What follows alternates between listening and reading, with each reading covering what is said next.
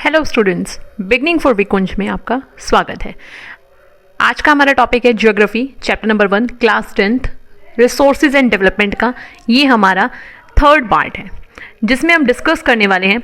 पिछले जो भी हमारे पार्ट्स हैं उसमें हम देख चुके हैं कि रिसोर्स प्लानिंग क्या होता है, इंडिया में रिसोर्स प्लानिंग किस तरीके से की जाती है, एंड देन आज हम देखने वाले कंजर्वेशन ऑफ रिसोर्सेज के बारे में।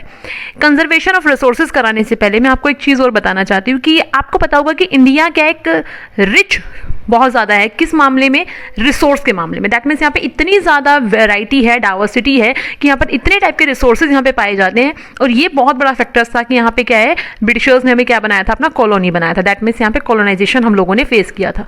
क्यों? क्योंकि उन्होंने भी उन प्लेसेस पर ही सबसे पहले क्या किया था, अपनी कॉलोनीज एस्टैब्लिश की थी जहाँ से उनको बहुत ज़्यादा रिसोर्सेज मिल सकते थे। लाइक कोल मिल सकता था, वुड मिल सकती थी, ठीक है, फॉरेस्ट एरियाज। ओके, तो इस तरीके से उन्होंने क्या किया था, इंडिया को अपने कंट्रोल में लिया था due to their resources. That means कि हमारे रिसोर्सेज की वजह से ही उन्होंने ऐसा किया था, जिससे कि इंडिया के ज़्यादा से ज़्यादा रिसोर्सेज का यूज़ वो अपने बेनिफिट के लिए कर सकें। तो आज हम इसी वजह से देखने वाले हैं कंजर्वेशन ऑफ रिसोर्सेज क्या होता है, क्यों हमें ज़रूरत है, क्यों हमें नीड है रिसोर्सेज को कंजर्व करने की।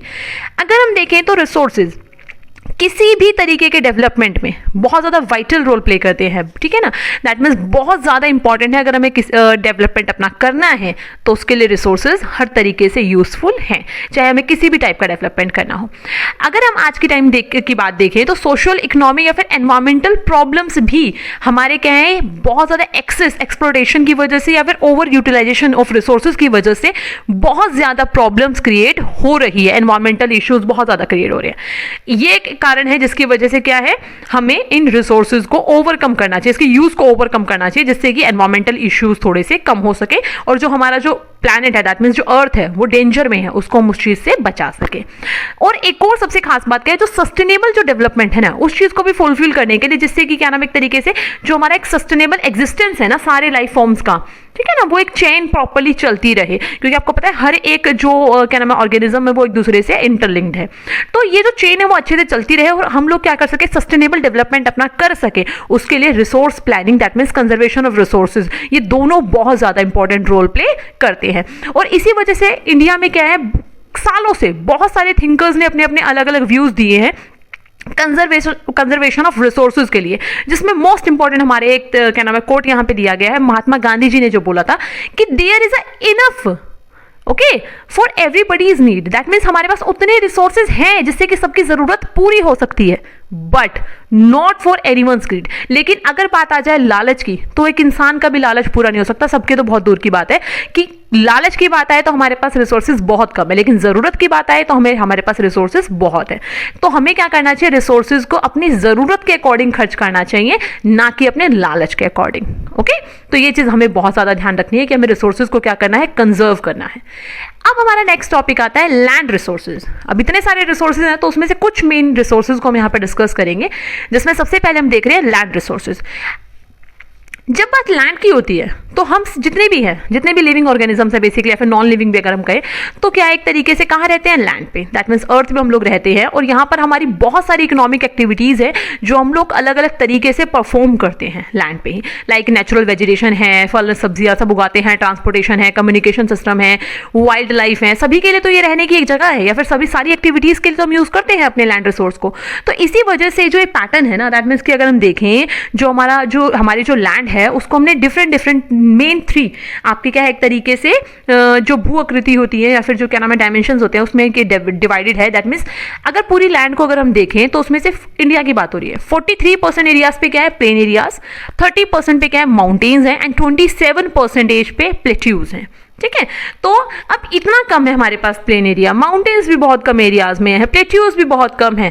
तो इसके लिए हमें क्या करना है, एक तरीके से तो हमें सारी चीजों को बड़े प्लानिंग के साथ और बड़े ध्यान से यूज करने की जरूरत होती है। ठीक है, तो 43% जो प्लेन एरियाज हैं, तो अगर हम देखें तो प्लेन एरियाज पे अधिकतर एग्रीकल्चरल एक्टिविटीज, इंडस्ट्रीज वगैरह सब सेटअप है, वो कहाँ पे होती हैं, प्लेन एरियाज में होती हैं। तो प्लेन एरिया तो मोस्ट इंपॉर्टेंट हो गया हमारा। नेक्स्ट 27% एरिया पे जो प्लेट्यूज हैं, वहाँ पर क्या है, बेसिकली हमारे पास मिनरल्स हैं, फॉसिल फ्यूल्स हैं, फॉरेस्ट है, ये सारी चीज़ें वहीं से हमें मिलती हैं। तो ये भी अपने आप में बहुत ही ज़्यादा इंपॉर्टेंट है। देन हमारा आता है 30% पे क्या है, हमारे माउंटेन्स हैं, जहाँ से क्या है नदियाँ बहती हैं, टूरिज्म पर्पस से बहुत इंपॉर्टेंट है, इकोलॉजिकल एस्पेक्ट से बहुत इंपॉर्टेंट है। तो इस वजह से हम ये कह सकते हैं कि जो लैंड रिसोर्स है वो हमारे लिए बहुत ज़्यादा इम्पॉर्टेंट है। ठीक है, तो ये ध्यान से आप देख सकते हैं कि किस तरीके से कहाँ कहाँ पे हम लैंड को किस किस पर्पस के लिए यूज़ करते हैं। अभी हम थोड़ा सा ब्रॉड में देखेंगे लैंड यूटिलाइजेशन कैसे होता है। अच्छा, मैं एक चीज़ और बोलना चाहती हूँ, हो सकता है बैकग्राउंड साउंड थोड़ा सा ज़्यादा हो, तो उसकी वजह से अगर आपको कोई भी प्रॉब्लम है तो मैं माफ़ी चाहती हूँ, और क्या नाम है, इस वीडियो को आगे कंटिन्यू करते हैं। तो सॉरी फॉर दैट, बैकग्राउंड को इग्नोर कर आप वीडियो ध्यान से देखें। लैंड यूटिलाइजेशन, ठीक है, कि हम जो लैंड है हमारी उसको किस किस पर्पस से यूज़ करते हैं, कहाँ कहाँ पे कैसे यूज़ होता है। सबसे पहला पर्पस तो हमारा क्या है, फॉरेस्ट एरिया, फॉरेस्ट कवर में हमारी काफ़ी सारी लैंड ऑक्युपाइड है।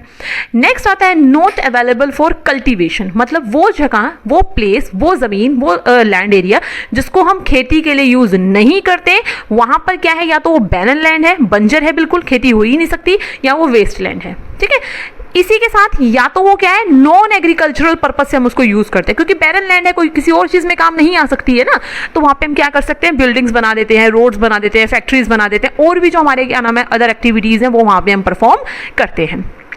नेक्स्ट आता है अनकल्टिवेटेड लैंड, जहां पर कि हम क्या नाम है खेती नहीं करते, बट और कुछ एक चीजें हैं जो हम वहां पे कर सकते हैं, जैसे ग्रेजिंग के लिए उसको यूज़ किया जाता है एज अ पैस्चर लैंड, जैसे कि जिसके पास बहुत ज़्यादा अमाउंट में जानवर होते हैं तो वहाँ पर क्या एक तरीके से एज अ ग्रेजिंग लैंड उसको यूज़ किया जाता है। Then miscellaneous crops, that means के क्या नाम है, वो कुछ जगहों पे क्या कर दिया जाता है, वहाँ पे ना झाड़ियाँ उगा दी जाती है थोड़ी सी, तो उस पर्पज से। कल्टीवेबल वेस्ट लैंड, जहाँ पर क्या एक तरीके से हर साल के बाद क्या नाम है वहाँ पे क्या किया जाता है, कल्टीवेशन किया जाता है, जिससे कि क्या नाम है उस पर खेती वगैरह कर सके, मतलब बट 5 साल का गैप उसके अंदर रखा जाता है। That means cultivable waste land कौन सी है हमारी, जहाँ पर क्या है जो एक तरीके से वहाँ पे आप फसल तो उगा सकते हैं, खेती आप कर सकते हैं, लेकिन जहाँ पर पिछले 5 साल से कोई भी खेती ना की गई हो उसको हम क्या बोल देते हैं, आपका कल्टिवेबल वेस्ट लैंड बोल देते हैं। ठीक है, देन आता है हमारा फैलो लैंड्स, वो ज़मीन होती है करंट फैलो, और क्या नाम है इस तरीके से 2 पार्ट्स में डिवाइड है। करंट फैलो बेसिकली हमें यहाँ पे ज़्यादा ध्यान देने की ज़रूरत है। करंट फैलो वो होती है जिसको हम एक बार फसल उगाते हैं, फिर 1 साल के लिए छोड़ देते हैं, फिर दोबारा वहाँ पे फसल उगाते हैं, तो उसको क्या बोलते हैं, current fallow, that means recently हम उसको यूज करते रहते हैं। देन आता है हमारा net shown area. Net shown area बहुत इंपॉर्टेंट है, 1 मार्क्स में बहुत ज्यादा कई बार पूछा जाता है, तो आप इसको जरूर ध्यान रखें। नेट शोन एरिया वो एरिया होता है जहां पर कि क्या है पूरे साल भर खेती की जाती है और कई बार 1 से ज्यादा बार भी की जाती है, वो एरिया। ठीक है, और वो एरिया जहां पर क्या एक तरीके से कुछ क्या नाम है एक तरीके से grass crop area, that means कि क्या नाम है इसको हम ग्रास क्रॉप एरिया भी बोल देते हैं, मतलब वो एरिया जहां पर कि पूरे साल में खेती की जाती है और वो भी 1 से ज्यादा बार भी। क्लियर, तो ये नेट शोन एरिया है आपका। अब हम बात करते हैं land use pattern in India, कि इंडिया में जो हमारे पास है जो लैंड है ना वो हम किस किस पर्पस से उसको यूज करते हैं। और हाँ, जो लैंड यूटिलाइजेशन है इससे रिलेटेड ना आपके बुक में एक ग्राफ दिया गया है, स्टूडेंट्स ग्राफ को बहुत ध्यान से देखें, पाई चार्ट्स को बड़े ध्यान से देखें, तो यहाँ पे पाई चार्ट दिया हुआ है, तो पाई चार्ट को बड़े ध्यान से देखें, क्योंकि अब जो 1 मार्क्स के क्वेश्चन आपके आते हैं इसमें पाई चार्ट से रिलेटेड क्वेश्चन बहुत ज्यादा आते हैं, तो इस चीज का जरूर ध्यान रखिए और इनको इग्नोर बिल्कुल भी ना करें। तो अब बात करते हैं land use pattern in India. अगर इंडिया में अगर हम देखें जो लैंड है वो यूज होती है, उसको यूज करने के पीछे कुछ फैक्टर्स मैटर रखते हैं, दैट मीन्स उसमें कुछ फिजिकल और ह्यूमन फैक्टर, 2 कैटेगरीज में उसके फैक्टर्स को हम डिवाइड करते हैं। फिजिकल फैक्टर देखें तो topography, climate and soil type.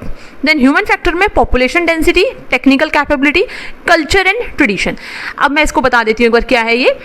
इसका मतलब है कि कहाँ कहाँ पर कितनी पॉपुलेशन है ना, ठीक है, वो किस चीज पे डिपेंड करती है कि किस पर्पस से वो लैंड यूज हो रही है, दैट मीन्स टोपोग्राफी। कई बार पहाड़ी एरिया है, वहां पे आप देखेंगे कि कम लोग रह पाते हैं, क्योंकि वहां का क्या एक तरीके से ऊंचे नीचे इस तरीके के पहाड़ी एरियाज है, तो लोगों को डे टू डे लाइफ में प्रॉब्लम होती है। क्लाइमेट, दैट मीन्स ठंडे इस जगहों पे हम टूरिज्म पर्पज से तो जाते हैं, बट हमेशा वहां पर अगर देखें जो परमानेंटली रहने वाले लोग हैं उनकी पॉपुलेशन कम होती है as compare to plain areas के। सोइल टाइप, वो प्लेसेस जहाँ पे एरिड सोइल है, दैट मीन्स कि सोइल के बारे में भी हम आगे बात करेंगे, बट मैं फिर भी आपको बता रही हूँ, एरिड सोइल है जहाँ पर कि क्या है एक तरीके से कल्टीवेशन नहीं हो सकता उतना ज्यादा, तो वहां पे भी आपको पॉपुलेशन कम देखने को मिलेगी। ठीक है ना, तो ऐसे ह्यूमन फैक्टर हैं, तो वहां पे क्या एक तरीके से पॉपुलेशन डेंसिटी कैसी है, वहां का कल्चर, ट्रेडिशन, टेक्निकली कितना वो एक्सेसिबल है, ठीक है ना, तो ये सारी चीजें देखी जाती है। लाइक ट्रांसपोर्ट वगैरह फैसिलिटी वहां पे है या नहीं है, तो ये सारे फैक्टर्स डिसाइड करते हैं कि कौन से प्लेस पर कैसी पॉपुलेशन किस तरीके से उस लैंड का यूज किया जाएगा। क्लियर। स्टूडेंट्स, हो सकता है ये वीडियो थोड़ी सी बड़ी हो जाए, बट इस वीडियो को आप पूरा देखें जिससे कि आपको ये चैप्टर अच्छे से समझ में आएगा, ठीक है। और इसी तरीके से अगर आप हमारी वीडियोस चाहते हैं तो चैनल को सब्सक्राइब करें, लाइक करें वीडियोस को एंड शेयर करें जितना ज़्यादा हो सकता है अपने दोस्तों के साथ। तो आगे हम अपना नेक्स्ट टॉपिक अभी हम इसमें देख लेते हैं, ओके।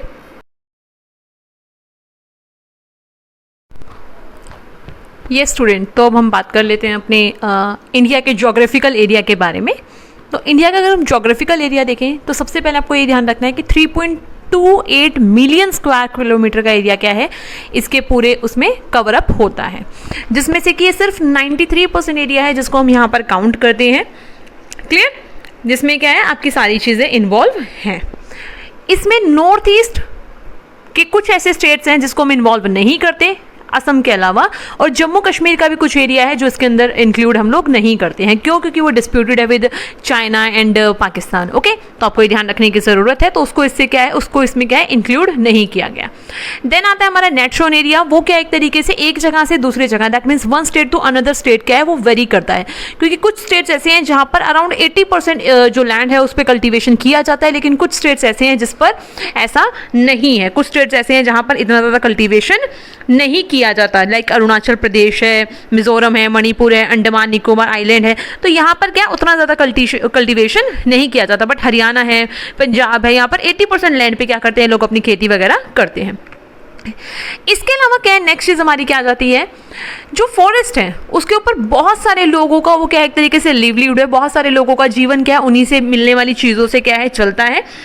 देन क्या है, एक तरीके से देन नेक्स्ट चीज़ हमारी क्या है, अब हम बात कर लेते हैं land degradation and conservation measures की, कि किस तरीके से जो हमारी जो लैंड है वो धीरे धीरे डिग्रेड होती जा रही है।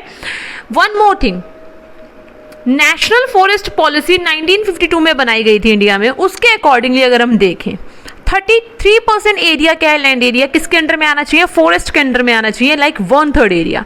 बट इंडिया में ऐसा नहीं है, वो 33% एरिया भी नहीं है जो फॉरेस्ट कवर में इंक्लूड होता हो। तो ये हमारे लिए बहुत ज़्यादा ख़राब बात है, आप ये कह सकते हैं इंडिया के लिए। तो अब हम देखते हैं कि जो हमारी जो लैंड है वो धीरे धीरे डिग्रेड होती जा रही है, ख़राब होती जा रही है, तो उसके पीछे कौन से ऐसे मेन रीजंस हैं जो रिस्पॉन्सिबल हैं, और इसको हम कंजर्व किस तरीके से कर सकते हैं, कौन से ऐसे मेजर्स हैं जिनका हम यूज़ कर इन सारी चीज़ों से बच सकते हैं, दैट मीन्स अपनी लैंड को बचा सकते हैं। अगर हम देखें तो 95% हमारी जो बेसिक नीड्स है वो किससे पूरी होती है, लैंड से फुलफिल होती है, लाइक फूड है, शेल्टर है, क्लोथिंग है, सारी चीज़ें हमें किससे मिलती है, लैंड से मिलती है। और हमारी ह्यूमन एक्टिविटीज़ ही बहुत ज़्यादा रिस्पॉन्सिबल हैं इस लैंड को डैमेज करने में, क्लियर। तो हमारी खुद की एक्टिविटीज़, तो कौन कौन से बेसिक मेन रीजंस है, पहले हम उनको देख लेते हैं। सबसे पहले आ जाता है डिफॉरेस्टेशन, ठीक है। तो डिफॉरेस्टेशन सबसे बड़ा कारण है जिसकी वजह से जो हमारी जो लैंड है वो क्या होती जा रही है, धीरे धीरे डिग्रेड होती जा रही है। देन नेक्स्ट हमारा क्या है, ओवर ग्रेजिंग, देन क्या है, mining and quarrying, and then over irrigation, and then industry. ये मेन 5 ऐसे रीजंस हैं जिसकी वजह से क्या है, जो हमारी लैंड है वो डिग्रेड होती जा रही है। अगर हम बात कर ले स्टेट वाइज कि कहाँ कहाँ पर ये बेसिक रीजन रिस्पॉन्सिबल है, डिफॉरेस्टेशन अगर हम देखें तो उड़ीसा में ऐसा होता है कि जो माइनिंग एक्टिविटीज़ की जाती हैं उसके लिए क्या है, कई जगहों पर क्या है, जंगलों को साफ किया जाता है, या फिर क्या नाम है, पेड़ों को काटा जाता है, जिसकी वजह से डिफॉरेस्टेशन किया जाता है। या फिर बहुत सारे हमारे खुद के डेवलपमेंटल वर्क ऐसे हैं जिसकी वजह से हम क्या कर देते हैं, पेड़ों को काट देते हैं अपने बेनिफिट के लिए। देन आता है ओवर ग्रेजिंग, गुजरात है, राजस्थान है, मध्य प्रदेश है, महाराष्ट्र है, यहाँ पर क्या किया जाता है, हद से ज़्यादा ओवर ग्रेजिंग करवाई जाती है, जिसकी वजह से भी क्या हमारी जो लैंड है वो डिग्रेड होती जा रही है। देन माइनिंग एंड क्वेरिंग है कि हमारे बहुत सारे मिनरल्स हैं, फॉसिल्स हैं, वो कहाँ से मिलते हैं, हमें इन्हीं से मिलते हैं, जिसकी वजह से क्या करते हैं, बहुत सारी माइनिंग एंड क्वेरिंग एक्टिविटीज़ करते हैं, लाइक झारखंड, छत्तीसगढ़ एंड मध्य प्रदेश में, जिसकी वजह से जो वहाँ की जो लैंड है वो डिग्रेड होती जा रही है। ओवर इरीगेशन, पंजाब और हरियाणा और वेस्टर्न यूपी, ये ऐसे स्टेट्स हैं जहाँ पर क्या किया जाता है, बहुत ज़्यादा इरीगेशनल एक्टिविटीज़ परफॉर्म की जाती हैं, जिसकी वजह से जो हमारी जो लैंड है वो धीरे धीरे डिग्रेड होती जा रही है। इसमें क्या हो जाता है, एक तरीके से चैनल्स बन जाते हैं, जिसकी वजह से क्या है, जो हमारी जो लैंड है उसके अंदर सैलिनिटी बढ़ जाती है, ओके। तो आप ये सारी चीज़ें देख सकते हैं कि जिससे क्या हमारी जो लैंड है वो डिग्रेड हो जाती है। देन है हमारा इंडस्ट्रीज़, बेसिकली सीमेंट इंडस्ट्रीज़ हमारी बहुत ज़्यादा रोल प्ले करती है एक तरीके से लैंड डिग्रेडेशन में, क्योंकि वहाँ पर क्या किया जाता है, लाइमस्टोन वगैरह को क्या है, ग्राइंड किया जाता है सीमेंट्स वगैरह बनाने में, और भी बहुत सारी चीज़ें हैं, सोप बनाने वाली, सेरेमिक इंडस्ट्रीज वगैरह। तो ये सब भी क्या है, बहुत क्या करती है, लैंड को डिग्रेड करने में रिस्पॉन्सिबल हैं। देन आता है इन्हीं की वजह से क्या होता है, मेनली वाटर पॉल्यूशन होता है, और वाटर पॉल्यूशन की वजह से भी हमारी क्या हो जाती है, लैंड डिग्रेड हो जाती है। तो ये कुछ मेन रीजन है जिसकी वजह से लैंड डिग्रेडेशन हद से ज़्यादा होता है। अब हम कुछ सॉल्यूशन की, कुछ मेजर्स की बात कर लेते हैं जिसके थ्रू हम क्या कर सकते हैं, लैंड डिग्रेडेशन के प्रोसेस को स्लो अप कर सकते हैं, फिर ये कह सकते हैं रोक सकते हैं। ओके सबसे पहला एफोरेस्टेशन, दैट मीन्स ज़्यादा से ज़्यादा पेड़ लगाएं। प्रॉपर मैनेजमेंट ऑफ ग्रेजिंग, कि ग्रेजिंग हमें जानवरों को, अब ऐसा तो नहीं है ना उनको चराने से या फिर उनको खाना नहीं खाने देंगे हम, नहीं, बट हमें क्या करना है, प्रॉपर मैनेजमेंट रखना है कि कौन से प्लेसेस से ग्रेजिंग करानी है, कहाँ नहीं करानी है। Planting of shelter belt of plants, कि जो जो इंडस्ट्रीज के एरियाज हैं वहां पर हम क्या लगाएं, शेल्टर बेल्ट लगाएं, पेड़ों की एक पूरी लाइन। शेल्टर बेल्ट क्या होती है, पेड़ों की लाइन लगा देते हैं, एक लाइन में क्या है बहुत सारे पेड़ पौधे लगाए जाते हैं, तो वो चीज़ की जाए। देन है कंट्रोल ऑन ओवर ग्रेजिंग, कि क्या नाम है, जहाँ जहाँ पे हद से ज़्यादा ग्रेजिंग की जाती है ना उसके ऊपर थोड़ा सा कंट्रोल किया जाए। नेक्स्ट है हमारा जो एक तरीके से जो सैंड्यून एरियाज है ना, जहाँ से क्या एक तरीके से आपको पता है राजस्थान के एरियाज में क्या सैंड्यून्स फॉर्म होते हैं, जहाँ से रेत का एक जगह से उड़कर दूसरी जगह पर चला जाता है, तो वहाँ पर अब पता है पेड़ पौधे तो पॉसिबल नहीं है, तो वहाँ पे थ्रोनी बुशेस लगाई जाए एरिड एरियाज में, जिससे कि क्या है वो उसको ग्रिप करके रख सके और उसको वेस्ट या फिर डिग्रेड ना होने दे। देन क्या है, जो माइनिंग एक्टिविटीज़ है उन पर थोड़ा सा कंट्रोल किया जाए। क्लियर? एंड देन इंडस्ट्रियल जो वेस्ट है उसको डिस्चार्ज करने से पहले उसका प्रॉपर मैनेजमेंट, प्रॉपर ट्रीटमेंट किया जाए, जिसकी वजह से क्या है जो वाटर पॉल्यूशन वो भी ना हो और लैंड डिग्रेडेशन भी ना हो। तो इस चीज़ का हमें ध्यान रखने की बहुत ज़्यादा ज़रूरत है, क्योंकि इससे क्या है जो लैंड है वो बैरन लैंड में कन्वर्ट भी हो जाती है, ये भी एक बहुत बड़ा रीज़न है। तो हमें ओवर इरीगेशन भी हद से ज़्यादा नहीं करना है, उसके अंदर भी हमें ध्यान रखना है कि हम कैसे पेस्टिसाइड्स एंड फर्टिलाइजर्स का यूज़ कर रहे हैं, ओके, इंसेक्टिसाइड, जिसकी वजह से क्या है वो सारा क्या है लैंड के अंदर ही जाता है और जिससे हमारी जो लैंड है वो डिग्रेड होनी शुरू हो जाती है। तो मेन एक्टिविटीज़ को थोड़ा सा कंट्रोल करने की ज़रूरत है। तो इसी के साथ हमारा ये टॉपिक यहाँ पे खत्म हो जाता है। हम इस वीडियो को यहीं पे खत्म कर रहे हैं, क्योंकि नहीं तो ये वीडियो बहुत ज़्यादा बड़ी हो जाएगी। तो अभी हम इस वीडियो को यहीं पर एंड कर रहे हैं। आई होप सो कि आपको ये टॉपिक समझ में आया होगा, और ज़्यादा से ज़्यादा इस टॉपिक को, इस वीडियो को, इस चैनल को अपने दोस्तों के साथ शेयर कीजिए, कमेंट कीजिए एंड वीडियो को लाइक कीजिए। So good luck students and thanks for watching.